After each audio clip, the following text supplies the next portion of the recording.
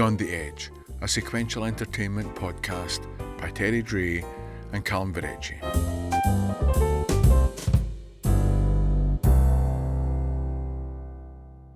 Good afternoon. You join us at the Scottish International Stadium here in Edinburgh for the World Coughing Championship Final. And we will have a champion at the end of today. It's been a long and in some cases a difficult road for these competitors. Who can forget the disastrous quarterfinals where the American Melody Brooke lost her voice due to inhaling a menthol nasal spray and was disqualified. It's a relatively simple game. The competitors have to impress the judges with the best cough. And in the cutthroat world of the coughing competition, it's not always about subtlety. Now, there are three sections that they have to impress the judges with. We have the polite interruption cough, the loud sarcastic cough, and lastly, some say the most difficult of all, the I'm here, notice me cough. Step up to the plate. So at the podium first is the German national champion, Heidi Schweizer. She is a formidable sports person and knows only too well the pressure involved at this level of competition. She's composing herself. Ready? Here we go. Now remember, the competitor chooses their own path and in which order to present their cough. And Heidi goes for a subtle I'm here, notice me cough. Classic German tactic, and the crowd love her, but what will the judges think? Well, we should know shortly.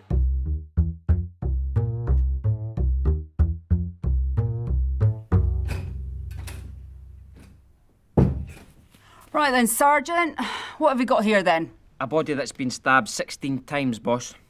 Fingerprints have been burnt off. It's been decapitated. Male, middle-aged. But other than that, there's no way of knowing the ID, boss, or why he was even murdered. This could be a victim of a serial killer, and we can expect further murders, I'm sure. It's a right mystery, boss, and no mistake. It's a Mr. J.D. Ruffles. The wife did it. She couldn't take his boring talk anymore. How could you possibly know that, boss? All the unopened mail on the hallway table is addressed to J.D. Ruffles. And there's a confession by the wife lying right next to the body. And it says that she couldn't take his boring talk anymore. You're so competent. Well, that's why I'm DCI in charge of the competent detective squad. And you're just a sergeant. Sergeant.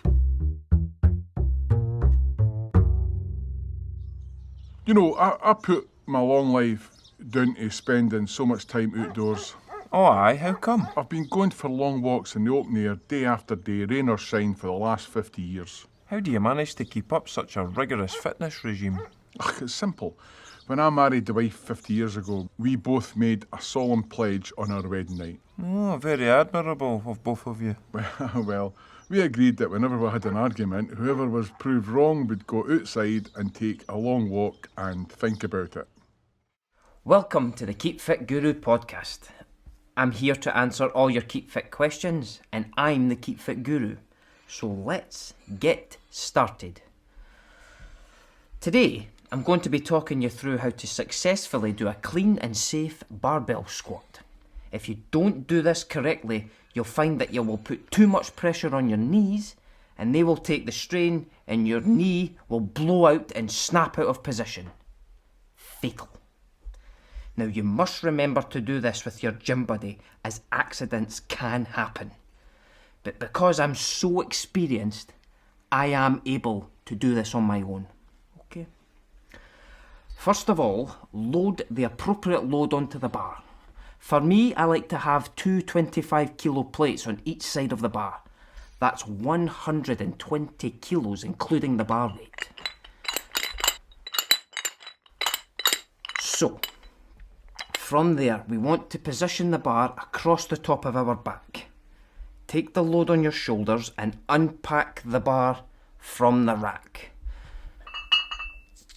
So, from here, it's important to take a large breath and execute the squat by having your bum as low to the ground as possible. Once you're there, it's important to keep the breath, as it helps you drive the second part of the squat back up to a standing position. Oh.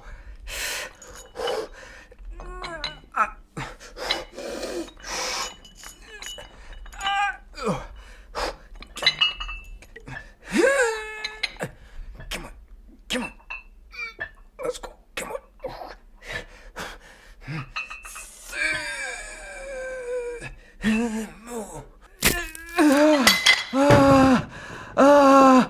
My knee. Can I get a little help here? The bar has trapped my neck. I can't get up. Anyone? Hello? Anyone? A little help here. I'm blacking out. I can't see colours. Oh, somebody phone the wife. No, wait, I'm not married. Wait, hold on. What year is it? Who's president? I should have had a gym buddy. I'm Inspector Jolly Big Pants and I'm the lead investigator on your husband's death. Oh, yeah, okay. I'd like to ask you some questions if that's okay. Yeah, okay. Can you tell me how your husband died? He was poisoned. But he had multiple bruising all over his body. Yeah, okay. So can you explain why he has multiple bruising all over his body? Well, he just wouldn't take the poison.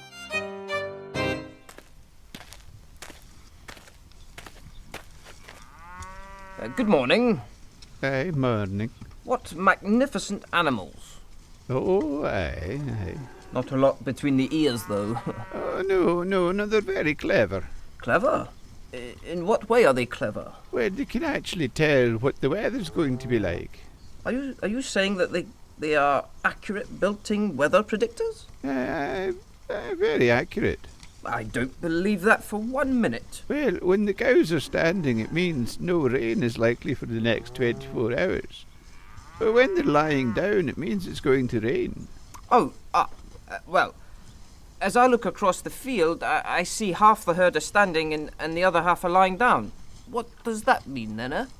Well, that just means half of them are wrong.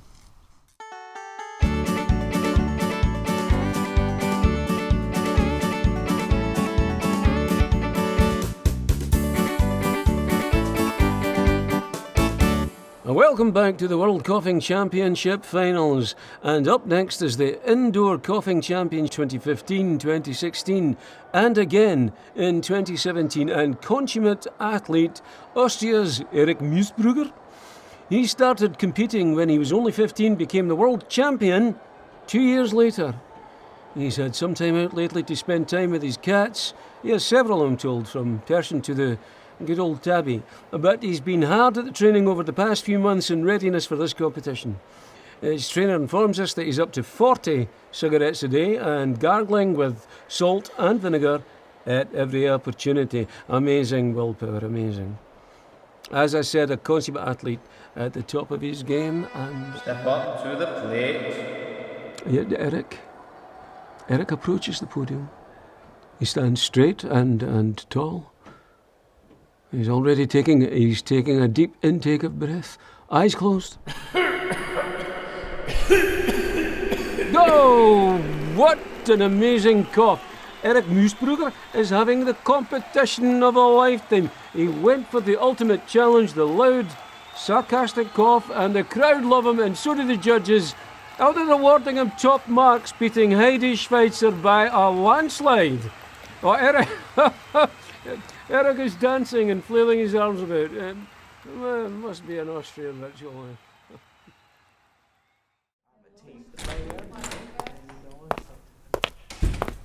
Anyone here want to tell me what in God's name we're doing out there?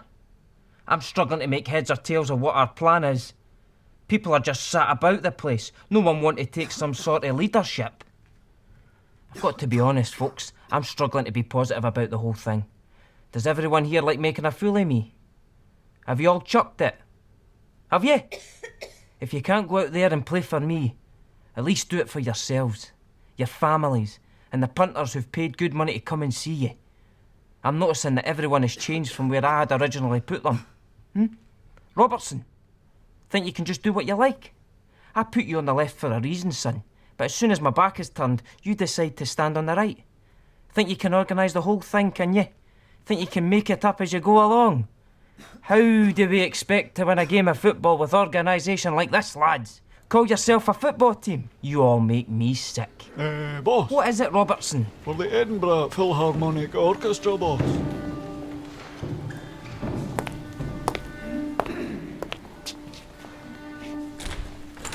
Shut up.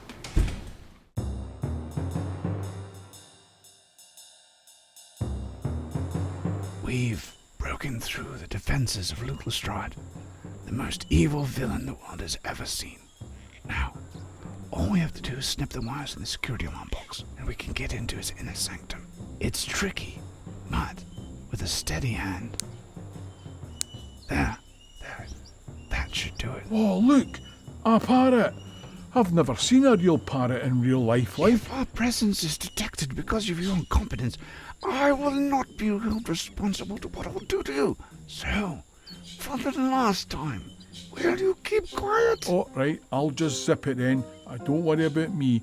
I know when to shut up, eh? If you don't be quiet, I will shoot you. Oh, right you are then. I didn't want to get shot like. I'll just button my beak. My mum used to tell me to shut up. That was it. Just the once she'd have to say it. Shut up, she'd say, and not another word would be uttered. Sometimes she'd say, be quiet. And other times I would just get a look, and that was often enough.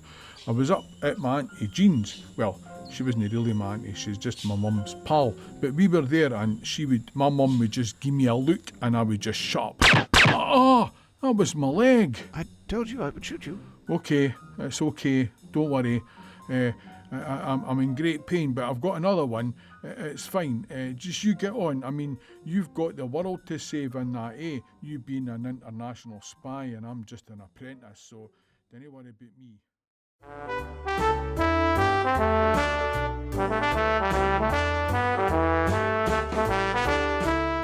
Hello, and welcome back to Art at Night Tonight, the late night arts and culture show where I talk to people that are far better than you. My guest is quite simply the superhero, Invincible. Hello, and thank you for having me on your show. So, you've been a superhero for a long time now, yes? Yes, I became Invincible back in the late 1990s. Before that, I was just an ordinary person, but with extreme strength, X-ray vision, able to shoot laser bolts from my eyes, could hear a pin drop 1,000 miles away, and, of course, fly. And what made you decide to share your amazing powers with the world? You know, it's all in my book. From zero to superhero. Catchy title. Thank you. It took me no time at all to think of that. I have an IQ of over 1,000, you know. My immense brain power can calculate to minus 20 digits in less time it takes to blink an eye. Fascinating. You've worked with some of the great names in the superhero realm, like Gecko Man, for example. What was he like to work with? Oh, yes, I remember the great Gecko Man. No, he was something else. He taught me everything I know about being a superhero. What he didn't know about climbing up and sticking to walls and ceilings isn't worth knowing. I remember we had to save 300 passengers on a speeding train in the hands of a terrorist attack back in 2003. I was obviously able to stop the train and apprehend the terrorists. All the passengers were saved and I just stood there, wave after wave of applause, a standing ovation no less. And what about Gecko Man? Oh, he was clinging to the side of the train as usual. He wasn't fit for anything till the sun came out and his internal body temperature had risen. He was completely useless at night in the winter, or if the temperature fell less than 30 degrees. But he was such a lovely guy, you know. No one had the heart to tell him he was useless as a superhero. Then, of course, I did a stint with Plant Boy. Stunning foliage, absolutely stunning. His blood was green, you know. Fascinating. Was it really? Yeah, Yes, we found that out when he was ripped apart by the giant alien invader, Tratoenator. You were the lead superhero dealing with that invasion, weren't you? I was, yes, I was. It was vital that I got to work with the best. I assembled a cast of superheroes that reflected a diverse group to take on the might of Tratoenator.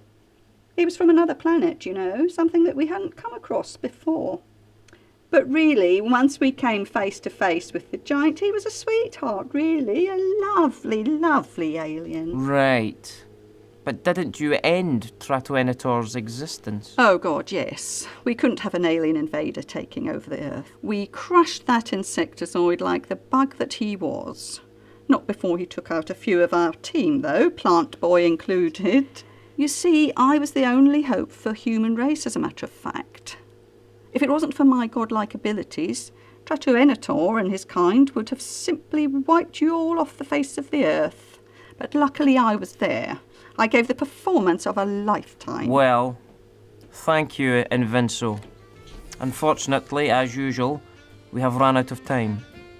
Join us next time for another fascinating episode of Art at Night, tonight. From me, live in the studio, good night.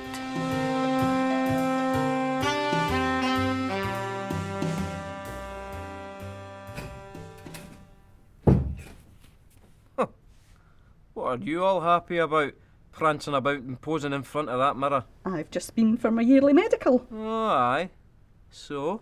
The doctor said that for a 50-year-old woman, I have the breasts of an 18-year-old. And what did he say about your 50-year-old fat flabby arse? Your name never came up.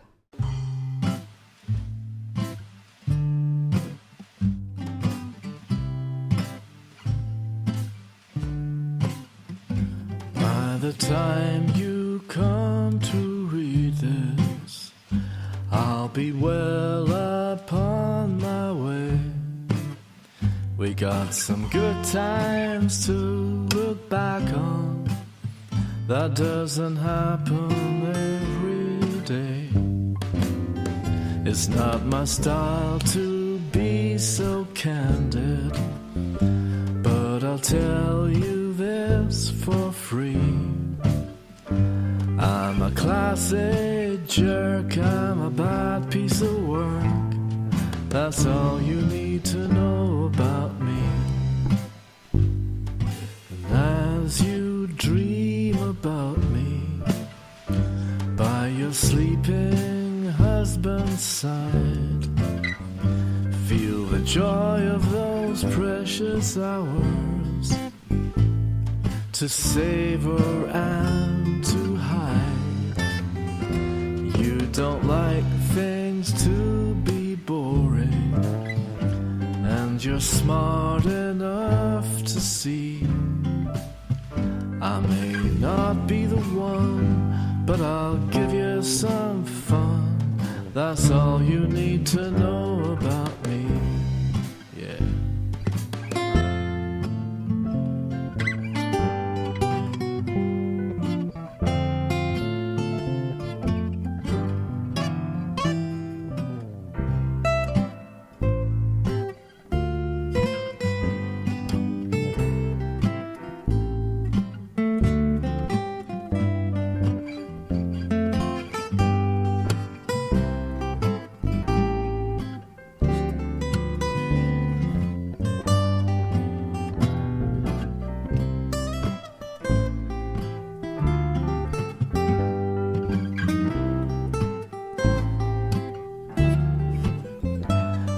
Classy jerk, I'm a bad piece of work. That's all you need to know about me. So by the time you come to read this, I'll be well upon my way. I won't think too much, but I'll keep in touch. You can save me for a rainy day. I gave you what you dreamed of, what you never thought you'd see. Don't ask me why, I'm just that kind of guy. That's all you need to know. That's all you need to know. That's all there is to know about me.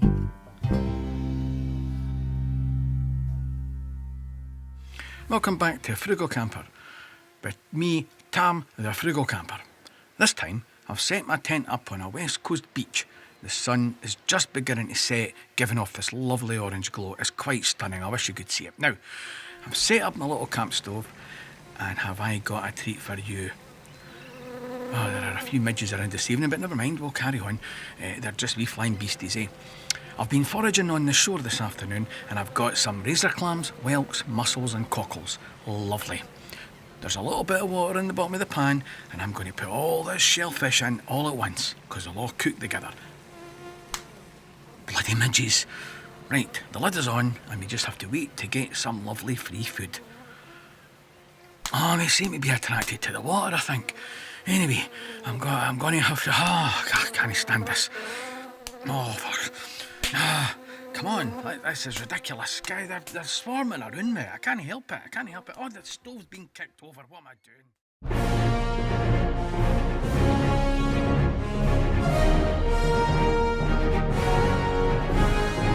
You don't know what you're talking about, Batman. What makes you think I don't know, kid? I'm sensing it. Let me help. I can do this, Spider-Man. I don't think you can. Superman, I don't need your help either. Wait, maybe we can all work together to figure this out. You know what they say, you can always do with a little help from your friends. No, they don't. It's a stupid song. Anyway, I work alone. I also work alone. I've worked with kids before. Nothing but trouble. Hey, I'm right here in the room, and I ain't a kid. Yes, you are. So tell me what we're up against here, batters. It's the Batman, and this is a most diabolical machine. I've been studying it for some time now. What kind of sick-minded, cruel maniac would come up with such a complicated machine as this? I've seen it somewhere before. I just can't seem to put my finger on it. I thought I had solved this puzzle, but it just wouldn't give up its secrets. Right, what's going on here? The notorious landlady has returned. The landlady? Is this the dastardly villain we're here to stop? Maybe this landlady is the latest in long line of villains that I get to bring down. No, this is actually my landlady. What have I told you before, Batman? Just leave your washing on the floor next to the washing machine and I'll do your washing with mines. No, I know, but I wanted to try it for myself. Ah, yeah, it's a washing machine.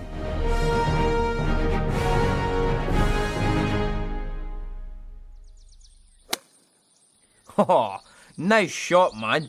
Right down the centre. Cheers. That's a cracking-looking ball you've got there. Yeah, cool, isn't it? Bright orange. Yeah, you can see it for miles. I bet. See if it ends up in the rough. It also gives off a high sort of pitched sound, you know. That is cool. Do you know, I once hit it so far, it landed right into a river. Wow, that must have been difficult for you to get it back. Easy, mate. Barely an inconvenience. It deployed a wee air pocket and it floated to the surface. And then it glowed bright yellow. Aye, but what would happen if you whacked it into a bunker and the sand buried it? No bother at all, mate. It has this wee aerial that works its way up to the surface and it blinks so you can see it, you know. Marvellous. Oh, it sure is, man. Where'd you buy those about? I don't know. I found it.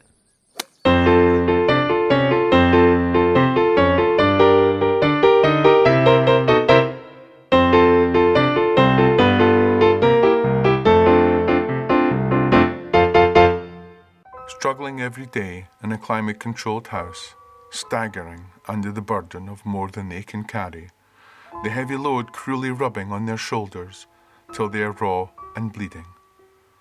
They get sores on their rumps too, so that sitting about for hours on end is agony. Desperately thirsty, they have to wait for the heavily subsidised bar to open for a drink of nourishing alcohol. Constantly tired, having to nap most of the day in the blistering heat of the House of Commons. Act now before it's too late, as our politicians are having to work more than ever these days, having to turn up for debates and Prime Minister's question time on a regular basis is cutting in on a politician's free time. Sometimes they are forced to work a full 15 or 20 hours in the week. With their parliamentary salaries and allocated expenses being above the national average pay here in the UK, they are forced to live above the poverty line whilst having to show empathy for those that live below the poverty line. This is their life until the day they are voted out, unless someone, somewhere, is willing to help them. Will you help ease their pain? If you care what happens to our politicians, please call 060030759100932901116 or text 0983902298711 and we'll get straight back to you. For as little as £2,000 a week, we can ensure our politicians get empathy treatment so they can, at the very least, look like they care. No politician should have to suffer like this, and with your help, they don't need to. Help ease their pain now. Call us today and pledge just £2,000 a week. We've helped suffering politicians all over the world. £2,000 a week will make such a difference. Please, they can't plead for your help, but we can. What a treat these Coughing Championship fans are getting here in Edinburgh tonight. The defending champion, Caitlin Armstrong from Leven Fife, is about to take the podium. Now, this climate is not going to bother her at all. She's used to inclement weather. Now, Caitlin comes from a long line of athletes. Her mother was the Scottish spitting champion 4 years in a row. And she could spit the biggest gob of all and the furthest. She covered 3.5 metres with her phlegm, never been beaten. Her father was the hopping championship of 96 and 97, and he hopped his way across Europe for the European Championship Single Foot Cup, an achievement few men have followed. Caitlin herself has been pushing herself hard with the training regime, working in our local chippy 6 hours a night, inhaling as much as she can stand from the fryers. And she also gargles a mixture of olive oil, honey, lemon and garlic salt. Great for the coughing throat, but it does tend to make her a bit of a loner. Now she's limbering up, ready to take to the podium. Step up to the plate. Caitlin slowly walks to the plate for the third and last round of this championship finals. From the 17 finalists at the beginning of this championship, we are now down to just the two. Our very own Caitlin Armstrong and Austria's Erik Moosbrugger, who is watching on the sidelines and looking very worried indeed.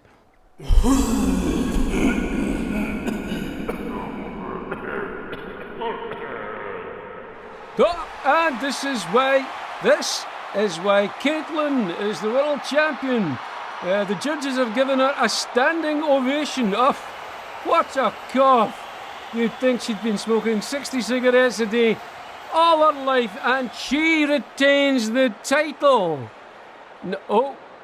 No, wait, what's this? And the Erik Moosbrugger camp has claimed a penalty, stating that Caitlin cheated by taking her cough to a low 20 decibels, going against the International Coughing Committee recommendations.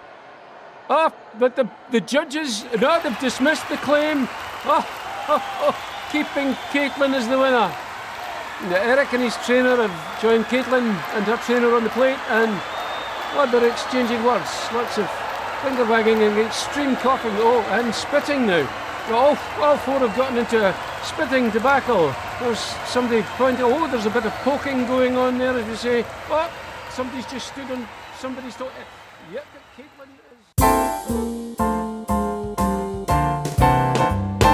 Beyond the Edge, a sequential entertainment podcast, performed by Terry Dray, Calum Verrecchia, Robert Ian Crawford, Matt Mason, Debbie Whyte, Lynne Morris, Rob Crosbie, George Bowers, Norman Lamont, and introducing Kaedon Chapman. Written by Terry Dray, Calum Verrecchia and Robert Ian Crawford, with additional material from Matt Mason. Music is from Norman Lamont, Robert Ian Crawford, Kevin Macleod and Craig Weild. It is an Edge of the World production, produced by Terry Dray and Calum Verrecchia.